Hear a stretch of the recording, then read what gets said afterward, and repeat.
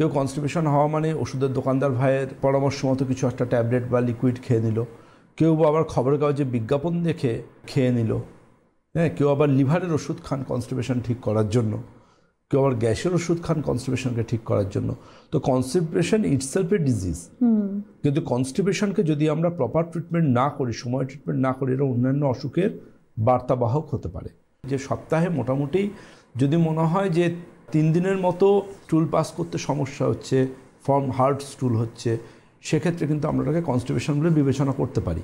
এবং এক্ষেত্রে দেখতে হবে যে অবশ্য কনস্টিপেশনের সাথে ব্লাড চলে আসে, এই ব্লাডটা কি স্টুলের সাথে যাচ্ছে, না স্টুলের আগে আসছে, না স্টুলের পরে আসছে, ব্লাডের কালারটা কি, এগুলো ভীষণ রকম ক্লিনিক্যাল অ্যাসপেক্ট রাখে। সেই অনুযায়ী আমরা কিন্তু তাকে ডায়াগনোসিস করতে পারি।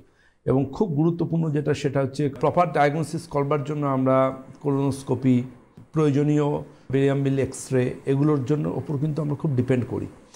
আর কোলোনোস্কোপিটা তো ভীষণ রকম প্রয়োজনীয় আজকের দিনে। কিছু ক্ষেত্রে সিটি স্ক্যানও করতে হতে পারে।